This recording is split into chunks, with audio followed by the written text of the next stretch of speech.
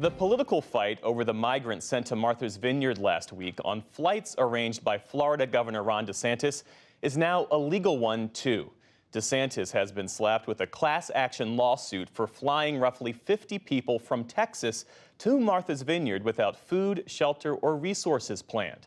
The migrants' arrival to the island was unannounced, and the suit says that DeSantis and other individuals defrauded vulnerable immigrants to advance a political agenda.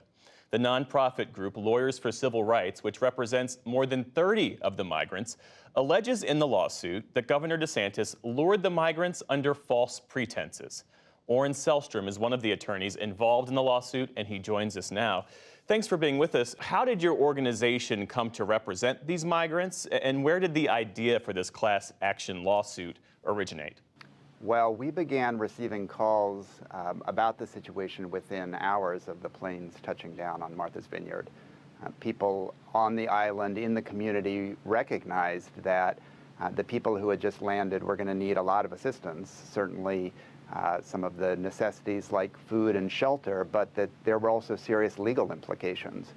And so at Lawyers for Civil Rights, we were on the ground in Martha's Vineyard the next morning, and really worked around the clock since then to make sure and protect our clients' legal rights. That started with making sure that their individual immigration cases were not prejudiced by this stunt that had been pulled by Governor DeSantis. But at the same time, we recognized that there were significant civil rights implications and that our clients' civil rights had been violated and that there needed to be a lawsuit brought to remedy that. And looking at the filing, the suit alleges that several dozen migrants were gathered by a woman, and this is a quote, to sign a document in order to receive a $10 McDonald's gift card, and that this woman didn't explain what the document stated, and that the document wasn't completely translated into Spanish. Tell us more about that, and give us a sense of what these migrants were promised before they got on the plane. It was really insidious the way that Governor DeSantis's accomplices on the ground in Texas worked to gain our clients' trust and then to induce them into this flight.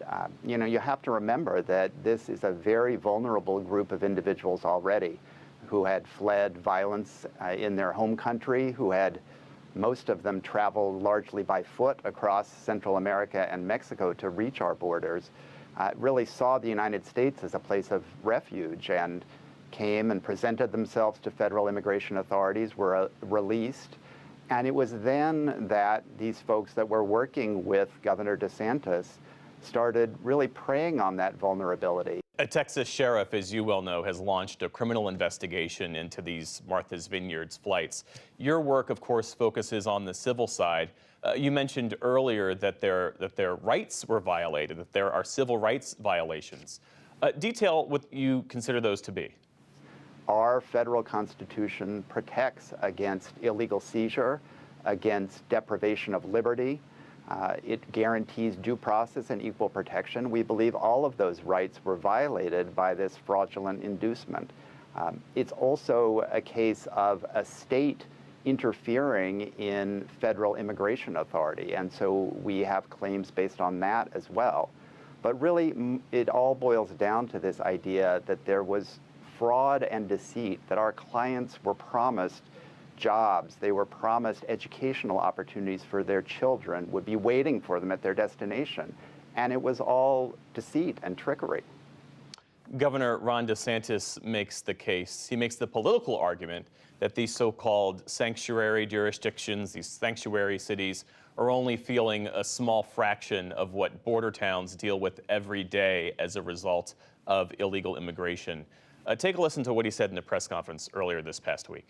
They don't want to have to pay any type of cost on this. And don't forget, this is an island that advertised to be sanctuary, and they said they didn't have the resources to take 50. Well, just imagine how all these other places across our country are having to be due. So what do you make of that argument? First of all, the idea that this is a conversation that can be started by this kind of political stunt that treats individuals as objects, as political props, is wrong. If we're going to have this conversation about immigration and immigration reform in this country, it has to start from a place of humanity, of recognizing that people are people and that the lived experiences of our clients have to be front and center.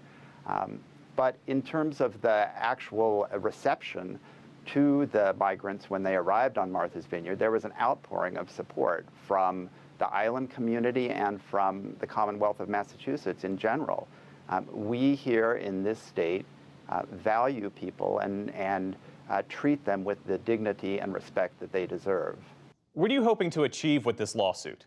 We want to hold the perpetrators of this stunt accountable, but mostly what our clients told us is, we don't want this to happen again to anyone else. They tell us about the feeling of abandonment that they felt when they realized, when they stepped off the plane, that everything that had been promised to them was a lie, essentially.